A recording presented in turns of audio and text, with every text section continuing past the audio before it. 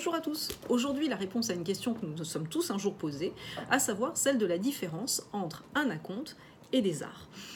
En premier lieu, qu'est-ce qu'un acompte? Eh bien, un acompte, c'est un premier versement à valoir sur le prix total d'un bien ou d'un service. Cela veut dire que lorsqu'on a versé un acompte, eh bien le contrat devra obligatoirement aller jusqu'à son terme.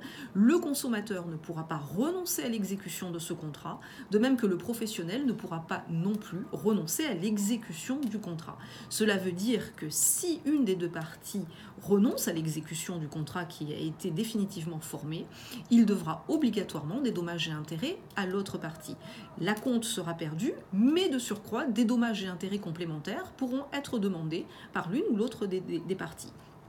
En ce qui concerne les arts, c'est également une somme qui est versée au moment de la commande, au moment de la réservation, mais au contraire de l'acompte, eh bien, le consommateur ou le professionnel pourront renoncer à l'exécution définitive du contrat. C'est-à-dire que le consommateur pourra changer d'avis et pourra dire finalement ce bien ne m'intéresse pas et je décide de mettre un terme à ce contrat. Dans ce cas, les arts seront néanmoins perdus, mais des dommages et intérêts ne pourront pas être demandés. Si c'est le professionnel qui renonce à l'exécution du contrat, dans ce cas-là, il perdra le double des arts qui auront été versés, sauf bien évidemment meilleur accord entre les parties.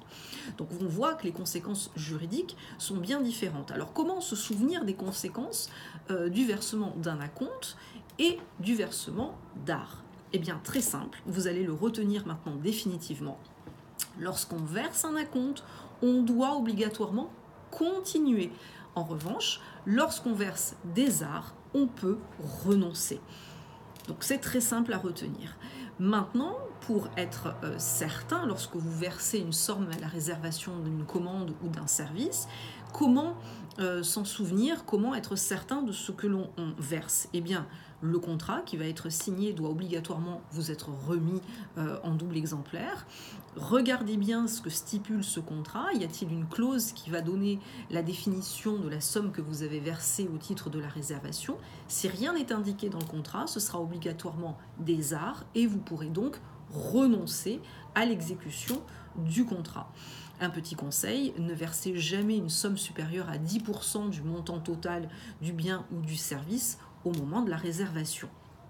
Dernier point qu'il est important de soulever, lorsque vous remettez une somme au moment de la réservation, faites-vous toujours remettre un reçu pour pouvoir vous ménager la preuve de la somme qui a été versée.